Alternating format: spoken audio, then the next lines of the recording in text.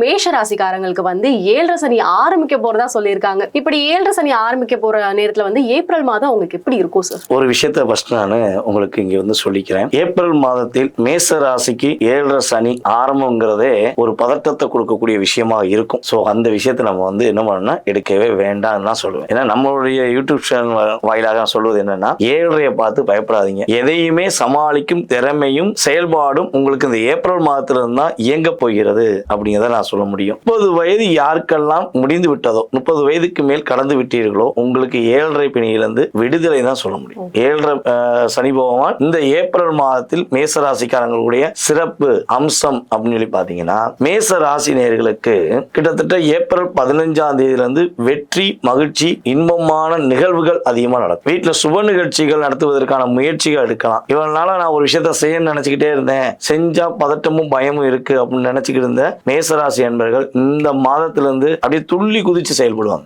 என்ன விஷயம் பாத்துக்கலாம்டா, அவங்களுடைய பழைய ஆக்டிவிட்டிஸ் வந்துடும். இந்த 2 வருஷமா அப்படியே சோர்ந்து நகர்ந்து போவா வேண்டாமா, இதை செஞ்சா கஷ்டமா இருக்குமேங்கிற நினைச்சுக்கிட்டு இருந்த வார்த்தைகள் எல்லாம் மாறி அவங்களுடைய தன்னம்பிக்கையும் தைரியமும் அதிகரித்து வெற்றி பெறுவதற்கான ஒரு அற்புதமான மாதம் தான் இந்த ஏப்ரல் மாதம். அதற்கு முழுக்க முழுக்க யார் காரணம்னா சனி பகவான் தான் காரணம். நீங்க சனி பகவானை மட்டும் எக்காரணத்தை கொண்டும் மனசார திட்டாதீங்க. உங்களுக்கு அவர் கெட்டவர் தான், நான் இல்லைன்னே சொல்லல. ஏப்ரல் மாசத்துல இருந்து உங்களுடைய வாழ்க்கையை மாத்த போறாரு. உங்களுக்கு ஏற்ற ஒரு வேலை வாய்ப்பை ஏற்படுத்தி கொடுக்க போறாரு. வேலையில் இடமாற்றத்தை கொடுக்க போறாரு. சோ பொருளாதார விஷயங்கள்ல உள்ள தாக்கத்தை உறுதியா குறைக்க போறாரு அப்படிங்கிறத சொல்ல முடியும். சோ இந்த ஏப்ரல் மாதம் 15ஆம் தேதி வரையும் நம்மளுடைய மேச ராசிக்காரங்க கொஞ்சம் பொறுமையா இருங்க.